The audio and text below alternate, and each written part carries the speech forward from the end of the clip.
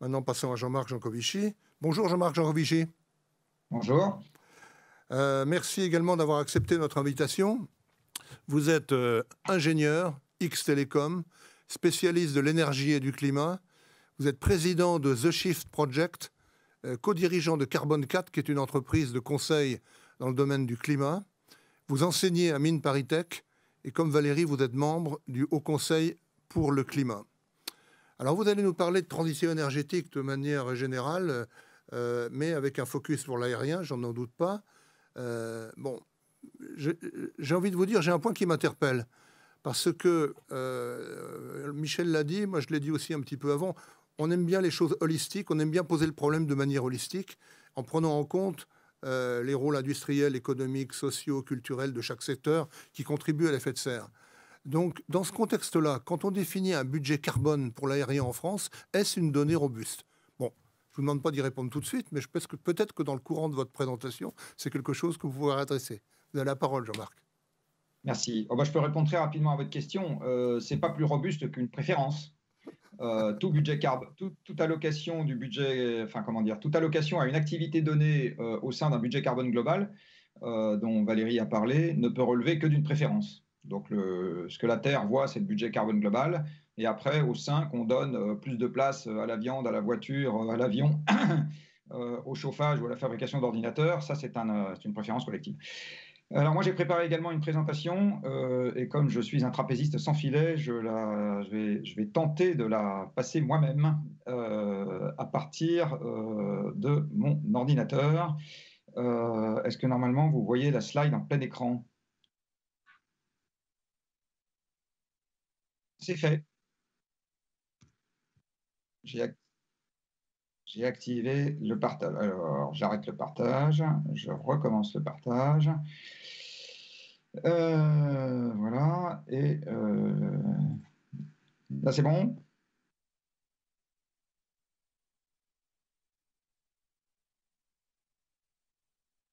Bon, pourtant ça marchait au moment de l'essai. Alors, on recommence. Hop.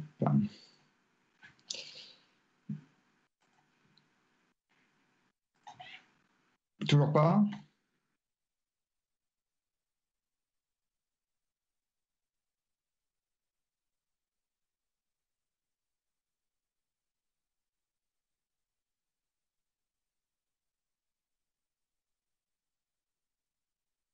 Là, je suis toujours en partage d'écran. Hein.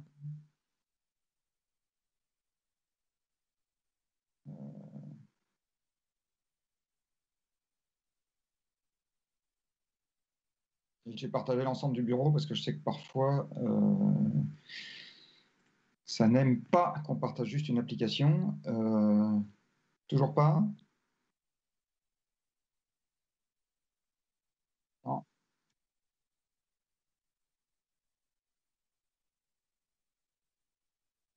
Bah, je vais vous les envoyer. Si je vous les envoie tout de suite par PDF, là, vous pouvez les récupérer ou pas?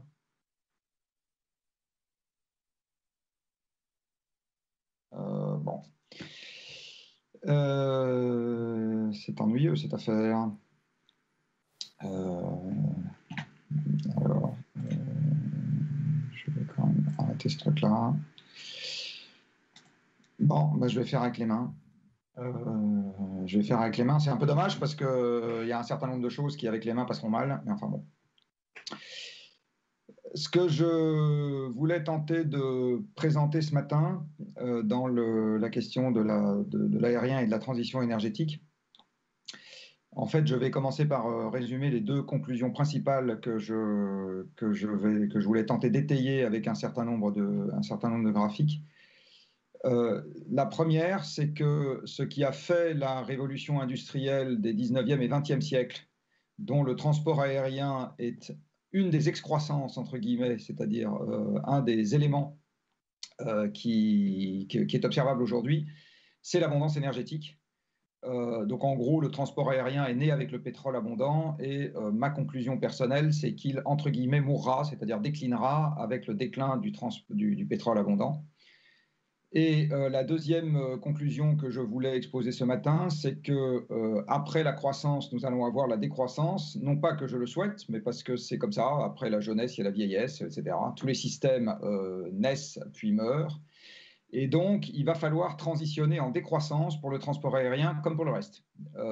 Toutes les innovations technologiques auxquelles on peut penser aujourd'hui, qui ont besoin d'une croissance des moyens pour pouvoir être diffusées, sont malheureusement des innovations technologiques qui ne permettront pas de marier croissance du transport aérien et décroissance de la pression sur l'environnement, ni même croissance du transport aérien et décroissance du contexte économique dans son ensemble.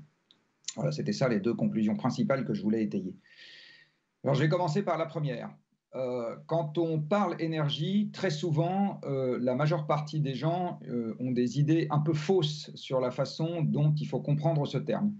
D'abord, la première expression qu'on utilise très souvent, qui est la consommation d'énergie, est une expression totalement impropre. Vous ne consommez pas, les hommes ne consomment pas d'énergie, ou plus exactement, la seule énergie que les hommes consomment en direct, c'est la chaleur ambiante qui nous entoure, qui évite que nous-mêmes nous utilisions trop d'énergie contenue au sein de notre alimentation pour nous maintenir à 37 degrés en température interne, et la nourriture. Mais la seule énergie que les hommes, que les êtres humains consomment en direct, c'est l'alimentation et le transfert de chaleur depuis l'environnement. Les énergies dont on dit parfois que nous les consommons, pétrole, de l'électricité, etc., en fait, on ne les consomme pas.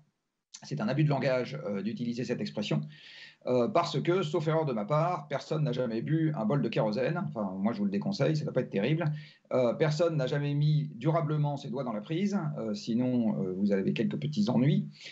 Et personne ne mange de charbon, sauf celui qui est destiné aux flatulences. Mais à part ça, le charbon qui sort des mines, personne ne le mange.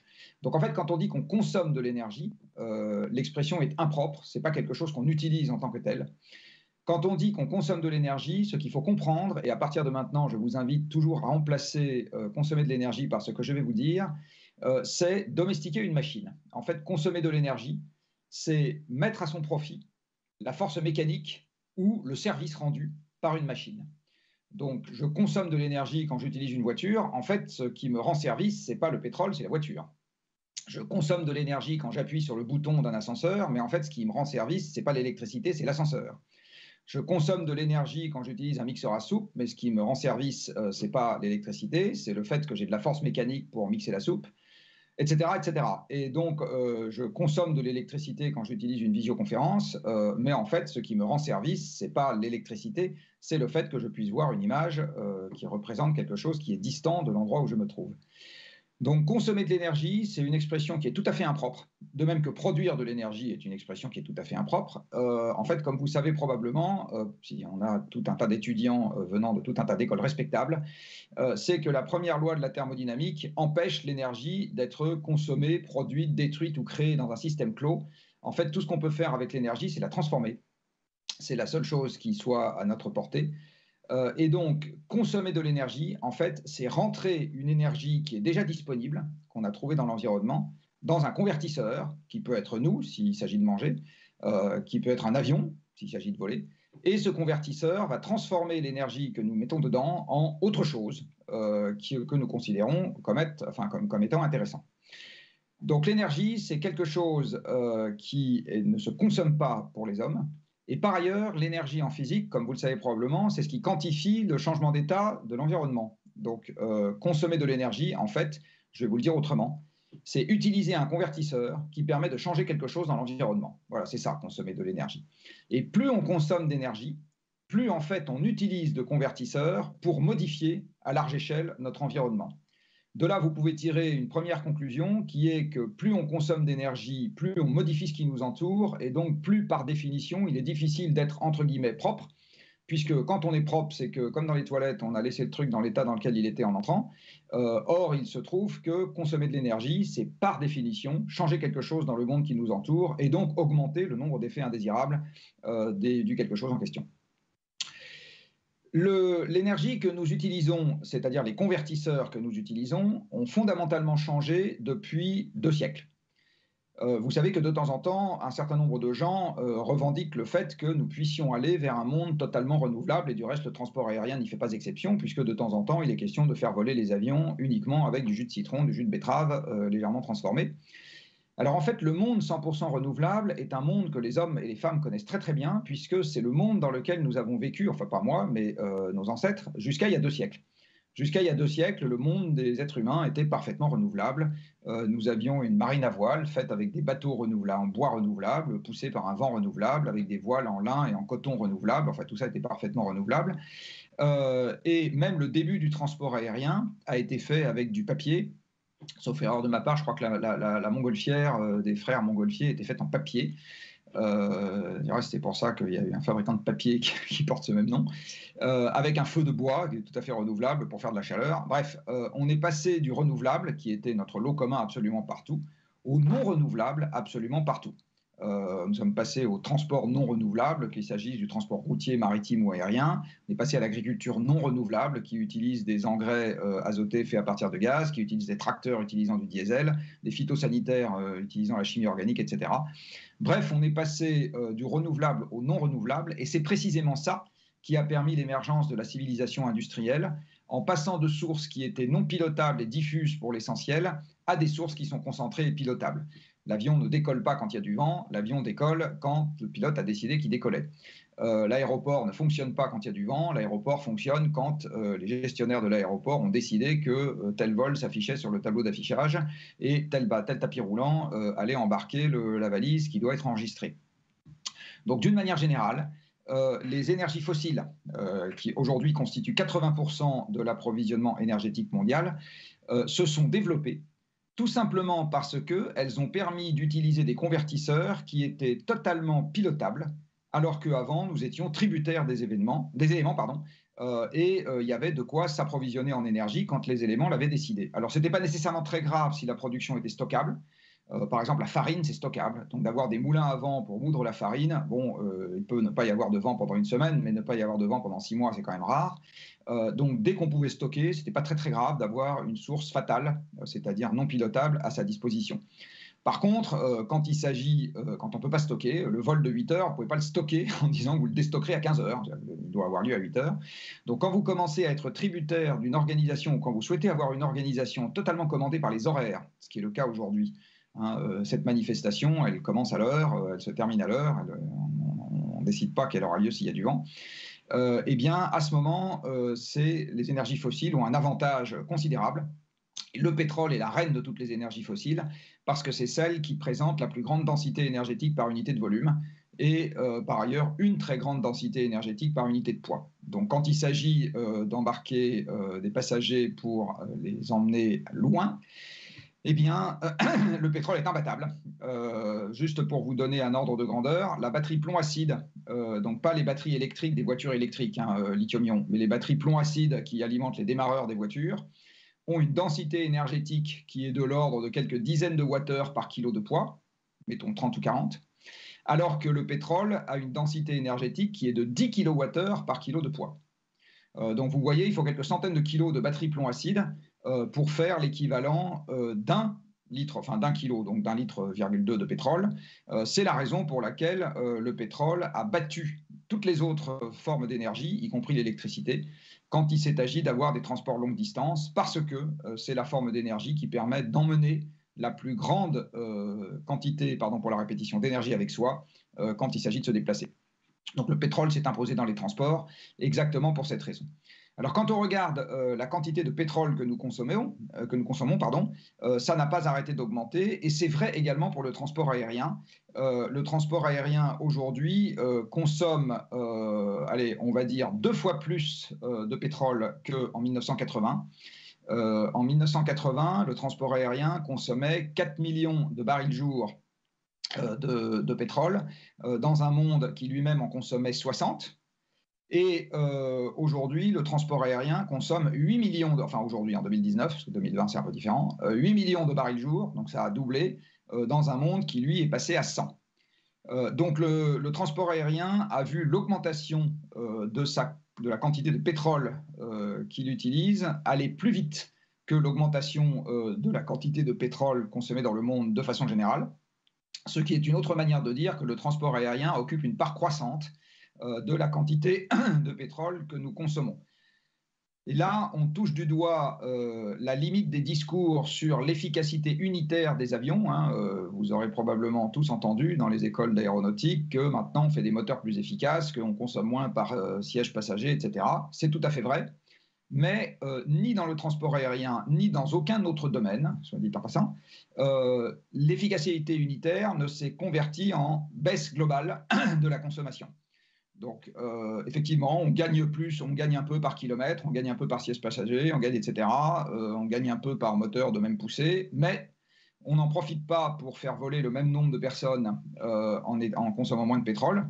On en profite pour faire voler plus de gens. Et l'augmentation du trafic va plus vite que la baisse unitaire des émissions ou de la consommation. Or, Valérie l'a dit juste avant, il faut raisonner en termes de budget carbone. La planète Terre, du point de vue de la finitude de ses ressources ou du point de vue de l'atmosphère, se fiche complètement de nos ratios. La seule chose que voit la planète Terre, c'est la quantité globale d'émissions qu'on va mettre dans l'atmosphère ou la quantité globale de pétrole qu'on retire de gisements qui ne sont pas renouvelables. C'est tout ce qu'elle voit. Donc, il nous appartient de faire en sorte que cette efficacité unitaire se convertisse en baisse de la consommation globale. C'est bien ça qu'il nous appartient de faire. Et si ça doit passer par une baisse du trafic, ça passera par une baisse du trafic.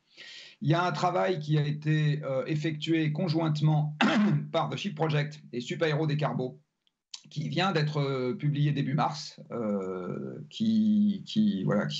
le titre est « Pouvoir voler en 2050 », que vous trouverez très facilement sur le site du Ship Project, et qui montre que même avec un scénario extrêmement optimiste sur le plan technologique, alors il y a deux scénarios qui ont été explorés. Il y a un scénario, allez, je vais être un peu méchant avec les auteurs, mais que moi je qualifie de délirant sur le plan technologique, c'est-à-dire que je parie toutes mes économies contre qui veut que pas une seconde il est atteignable. Et il y a un deuxième scénario où je parie toujours que pas une seconde il est atteignable, mais il est un peu plus raisonnable, on va dire, quand même. Et en particulier, je pense que ce scénario n'est pas compatible avec la décroissance économique dont je parlais tout à l'heure. Même avec un scénario dans lequel on a l'avion à hydrogène cher à Monsieur le maire, etc., enfin bon, bref, tout un tas de trucs qui arrivent, on est quand même obligé d'en passer par une baisse du trafic à partir de maintenant, si on veut que l'aviation rentre dans son budget carbone d'ici à 2050. Donc, il y a quelque chose, encore une fois, de très important qu'il faut garder en tête, c'est que jamais jusqu'à maintenant, et c'est vrai dans les avions, mais c'est aussi vrai dans les ordinateurs, c'est vrai dans les voitures, c'est vrai dans les maisons, c'est vrai dans l'industrie, nulle part l'efficacité unitaire ne s'est convertie en baisse globale de la consommation dans aucun secteur, quel qu'il soit.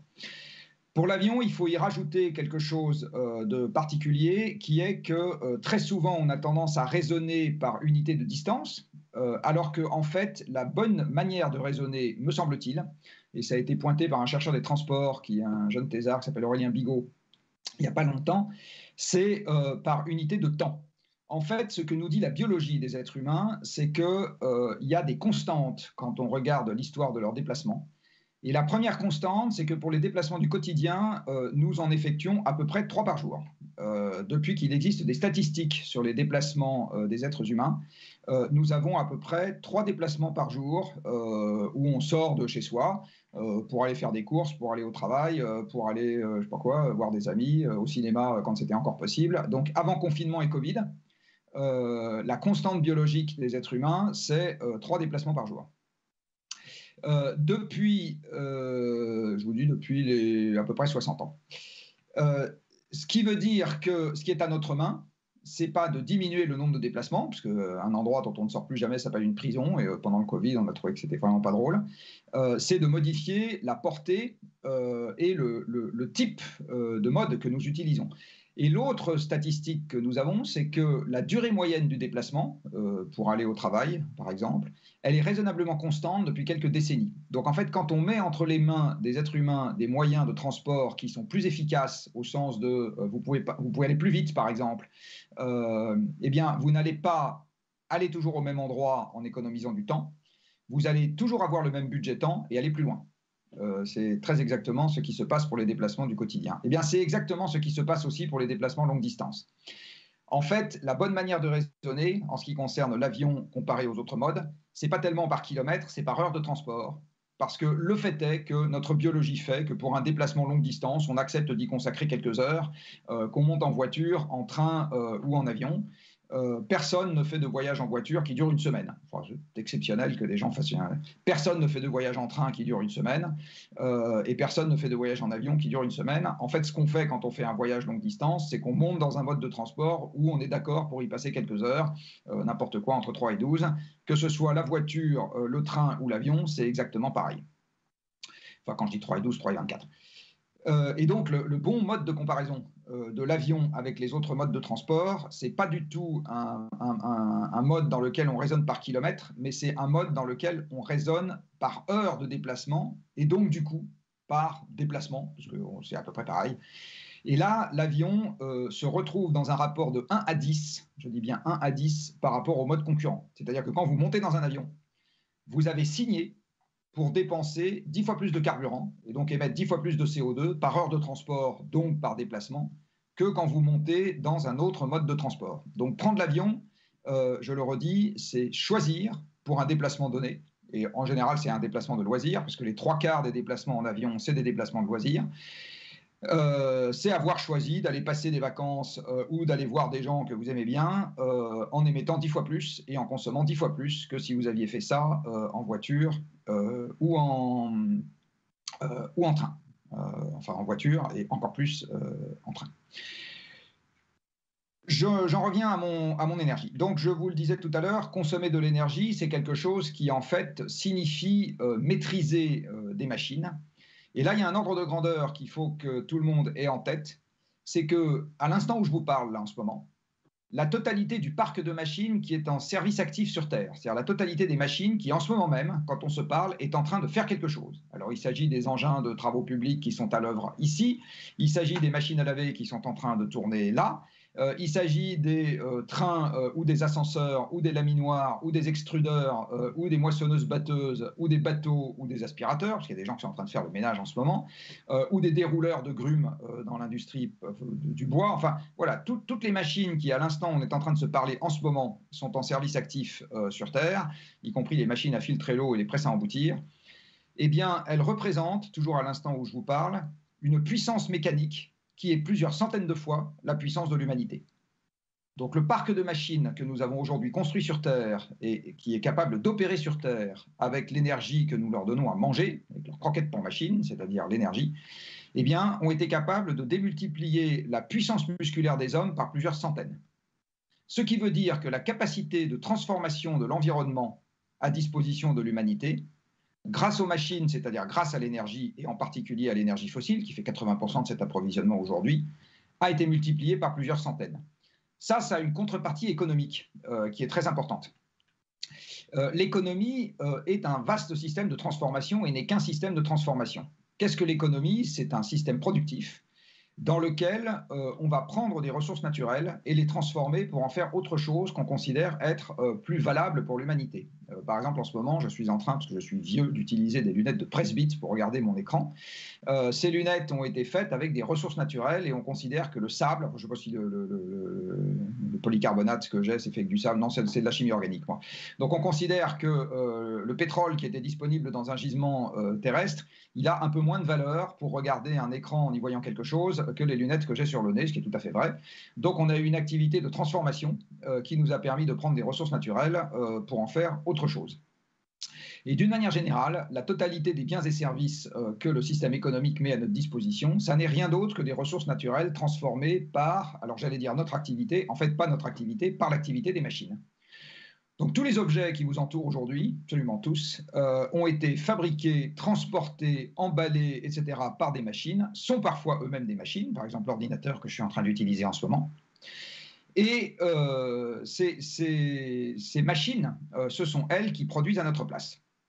En fait, si on a le temps en ce moment de faire des séminaires sur l'avenir du transport aérien, c'est bien parce qu'on n'est pas occupé à produire notre nourriture, ce qui occupait 2/3 de la population humaine, en tout cas 2/3 de la population française, il y a 2 siècles, full-time, donc du matin au soir et du soir au matin. Les 2/3 de la population française étaient occupés à une seule chose, qui était produire de la nourriture, et une bonne partie du reste était occupée à produire des meubles, des chemises, etc. Les emplois de service, il n'y en avait quasiment pas. Il y avait quelques curés, quelques banquiers, pas beaucoup, et quelques employés de maison, mais ça s'arrêtait là. Et la raison pour laquelle on est passé à une civilisation de service, à une civilisation des transports, à la mondialisation et à une civilisation urbaine, c'est parce que les machines se sont mises à travailler à notre place. Tout ça, nous le devons aux machines qui ont démultiplié, qui ont transformé l'humanité en une espèce d'Iron Man géant, avec une puissance mécanique, comme je le disais, totalement hallucinante par rapport à ce que les hommes et les femmes seuls auraient pu faire. Et la valorisation économique de la production, aujourd'hui, en fait, ça n'est rien d'autre que de compter avec des euros ou des dollars un système de transformation qu'on aurait tout aussi bien pu compter en joules ou en kilowattheures.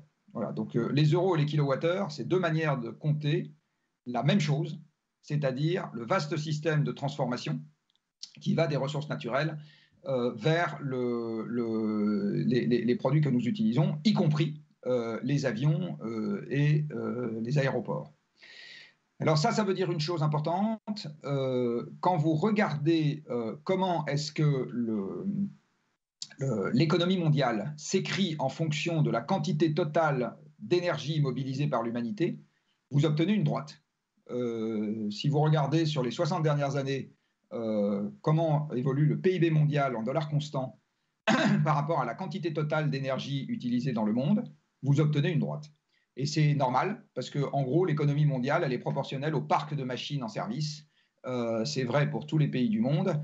La raison pour laquelle la Chine, qui a toujours été considérablement plus peuplée que la France, a eu transitoirement un plus petit PIB que la France, c'est juste parce que, transitoirement, la France a eu plus de machines que la Chine pendant quelques dizaines d'années. Puis quand les Chinois se sont remis à avoir plein de machines, quand ils se sont mis plus exactement à avoir plein de machines, leur PIB est repassé devant, ce qui est tout à fait normal.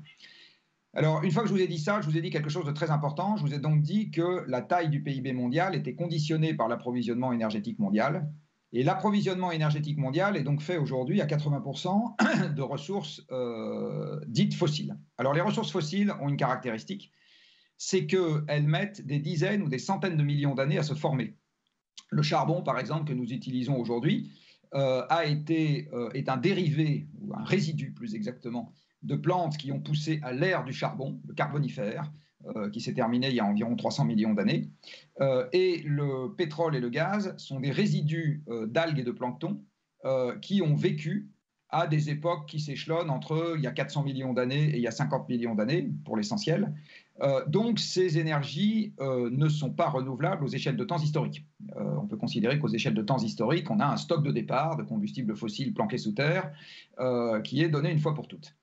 Et là, des petites mathématiques simples autorisent à dire que quand on tape dans un stock de départ qui est donné une fois pour toutes, l'extraction annuelle en provenance de ce stock est obligée de satisfaire à 3 conditions aux limites, qui sont qu'elle est nulle à moins l'infini, qu'elle est nulle à plus l'infini et qu'elle passe par un maximum absolu entre les deux. Dit autrement, dès que vous tapez dans un stock qui est non renouvelable, qui est donné une fois pour toutes, et ce que je dis est valable pour le pétrole, mais c'est aussi valable pour le minerai de cuivre, le minerai de chrome, le minerai de vanadium, le minerai de tantale, le minerai de titane, etc. Dès que vous sortez d'argent, d'or, enfin dès que vous sortez quoi que ce soit de la croûte terrestre, cette extraction en provenance de la croûte terrestre, elle vaut 0 à moins l'infini, 0 à plus l'infini, et passe par un maximum absolu entre les deux. Donc il y a un pic à l'extraction annuelle de pétrole, comme il y a, ou il y aura, ou il y a eu un pic à l'extraction annuelle d'argent, d'or, de lithium, de vanadium, de chrome, de tantale, de nickel, etc. N'importe quel élément du tableau de Mendeleïev qu'on sort de la croûte terrestre devra passer par un pic en ce qui concerne son extraction. Et donc la seule question, c'est est-ce que ce pic est loin ou pas loin? Est-ce qu'il est haut ou pas haut par rapport à la consommation actuelle? Et est-ce que la ressource concernée est facilement substituable ou pas? Alors en ce qui concerne le pétrole, malheureusement, les 3 indicateurs sont au rouge. Sur le pétrole conventionnel, c'est-à-dire tout ce qui n'est pas shale oil, tout ce qui n'est pas le pétrole de schiste aux États-Unis et les sables bitumineux du Canada, est-ce que le pic est loin devant? Eh bien, la réponse est non, il est loin derrière. En 2018, l'Agence internationale de l'énergie a enfin fini par prendre acte du fait que le pic de production du pétrole conventionnel était passé en 2008. Il y a un rapport direct avec ce qu'on a appelé la crise des subprimes, qui est en fait une crise énergétique. On ne l'a pas vu comme ça, mais c'est une crise énergétique. Et depuis, la production décline. Les seuls termes qui permettaient de maintenir la production à la hausse, c'est le pétrole de roche-mère aux États-Unis, qu'on appelle le pétrole de schiste, et les sables bitumineux du Canada. Mais c'est des pétroles de mauvaise qualité au sens où la dépense énergétique d'extraction de ce pétrole est très élevée. Et du coup, une conséquence économique mal connue sur le pétrole de schiste, c'est que les producteurs de pétrole de schiste n'ont quasiment jamais gagné d'argent avec ce pétrole-là. Pour ceux qui connaissent un peu les termes économiques, c'est une industrie de pétrole de schiste aux États-Unis qui a fonctionné à cash flow négatif depuis le début, sauf en 2020, c'est un grand paradoxe, où les opérateurs ont gagné de l'argent. Alors, vous allez me dire, comment se fait-il qu'ils ont gagné de l'argent alors que le prix du pétrole s'est cassé la figure? En fait, la raison est très simple. Un puits de pétrole de schiste, c'est une espèce de Dirac. C'est-à-dire que vous forez le puits, vous fracturez la roche en dessous, et à ce moment, tout le pétrole extractible sort quasiment sur les 6 mois qui va suivre la mise en service du puits. C'est-à-dire que le puits a une production qui est très élevée au début. 1 an après le début de sa mise en production, la production a été divisée par 5 ou 6 sur le puits en question. Après, il y a une queue de production qui va durer un certain temps, mais l'essentiel du pétrole est sorti au début. Ça veut dire que si vous voulez avoir une production constante en provenance d'un champ, d'un gisement de pétrole de roche-mère, il faut forer des nouveaux puits en permanence pour compenser le déclin des puits que vous avez déjà forés. Et ces forages coûtent cher, c'est ça l'investissement dans le monde du pétrole de schiste. En 2020, les foreurs de pétrole de schiste, enfin les opérateurs de pétrole de schiste ont arrêté de faire des puits. Donc, ils ont économisé ces investissements qui leur coûtent très, très cher. Par contre, ils ont bénéficié de la queue de production de tous les puits qui étaient déjà forés. Donc, la production a fortement baissé, mais les coûts ont baissé encore plus vite que la production. Et donc, avec le restant de la production, ils se sont mis à gagner de l'argent. Donc, le grand paradoxe du pétrole de schiste aujourd'hui, c'est qu'on arrive à gagner de l'argent que quand la production baisse. Sauf que pour l'économie dans son ensemble, on arrive à avoir de la croissance que quand la production monte. Parce que le pétrole étant le sang des machines à transporter, et les machines à transporter étant le sang de l'économie mondiale, il y a un très beau graphique que je vous aurais montré si j'avais pu, mais qui est disponible sur plein de présentations que j'ai déjà faites, qui montre que depuis 40 ans, la variation du PIB dans le monde reflète très exactement la variation de la production de pétrole, avec parfois 1 ou 2 ans de décalage, dans le sens pétrole entraîne croissance. Dit autrement, il n'y a pas une croissance économique qui commence par venir de Mars. Ce serait pour ça que M. Musk voudrait y aller, c'est parce qu'il voudrait trouver la source de la croissance économique. Et après, parce qu'on a plus d'argent, on consomme plus de pétrole, c'est l'exact inverse. C'est d'abord, nous avons plus d'énergie, donc nous pouvons mettre en route plus de convertisseurs qui vont transformer plus de ressources, et ça nous donne la contrepartie économique de cette transformation qui est un PIB qui augmente.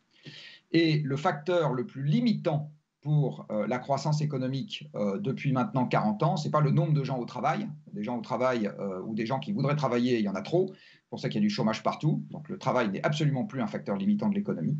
Ce n'est pas le capital humain qui est un facteur limitant de l'économie. Les capacités de production tournent de plus en plus, sont de plus en plus sous-employées. Elles ne tournent pas à plein. C'est encore moins le capital financier. En ce moment, de l'argent, on ne sait plus quoi en faire. Il y en a absolument partout depuis le quantitative easing. Donc ça manque absolument pas. Non, ce qui est devenu le premier facteur limitant de l'économie aujourd'hui, c'est la nourriture pour machine. Et donc, c'est la quantité de pétrole, de gaz et de charbon qu'on peut donner à manger aux machines. Alors, ça peut sembler étonnant quand on dit qu'on a un problème de surabondance en ce qui concerne le climat. Alors, en fait, on est pile au mauvais endroit. Et c'est là-dessus que je vais terminer.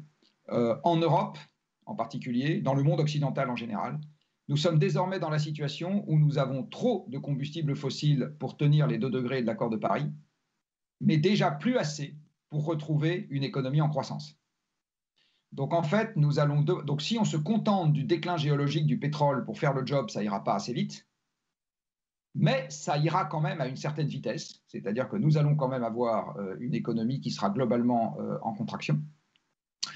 Et je fais le pari, en ce qui me concerne, que l'économie européenne ne retrouvera pas le niveau qui était le sien pré-Covid et qui était déjà pas très éloigné du niveau qui était le sien en 2007, quand le pic de production mondiale de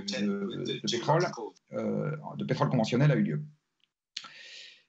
Donc, pour finir cet exposé, les quelques conclusions fortes, c'est l'énergie qui fait l'économie mondiale.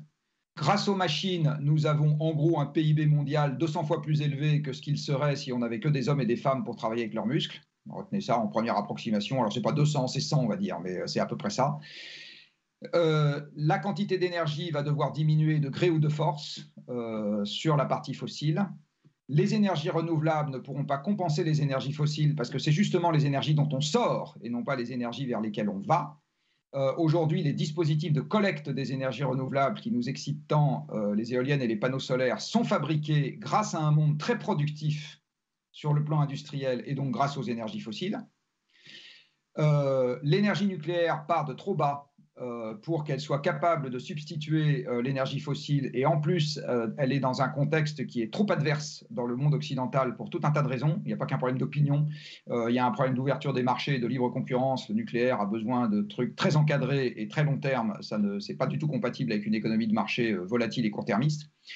Enfin bon, bref, donc mon pari personnel, c'est que l'économie mondiale ne va pas connaître la croissance sur les 30 prochaines années, et c'est quand même dans ce contexte-là que nous, et en particulier l'économie occidentale, et c'est dans ce contexte-là que nous allons devoir diminuer la consommation d'énergie fossile pour éviter que le climat ne nous joue des tours dont nous n'avons pas idée aujourd'hui. Quand je dis nous n'avons pas idée, ça ne veut pas dire que la science ne nous dit rien. Ça veut dire qu'à mon avis, la situation à l'arrivée sera faite de beaucoup de surprises, parce qu'on ne peut pas prévoir les surprises par définition, et les conséquences ne vont pas s'écrire de manière continue, elles vont s'écrire en marche d'escalier. C'est, je pense, comme ça qu'il faut se préparer. Voilà. Donc c'est dans ce contexte-là qu'il faut envisager l'avenir du transport aérien, dont je rappelle, pour finir sur cette conclusion un peu taquine, que pour l'essentiel de ce qu'il apporte, c'est une occupation de loisir. Alors certes, ça fait des tas d'ingénieurs très sophistiqués, mais je rappelle que c'est essentiellement une occupation de loisir. Voilà, merci. Merci Jean-Marc pour votre présentation excellente, percutante comme d'habitude. Vous faites partie des gens qui sont capables de faire des présentations a cappella sans leur charte, sans aucun problème, et je pense que vous avez réussi à passer tous les messages que vous deviez passer. Donc merci et bravo.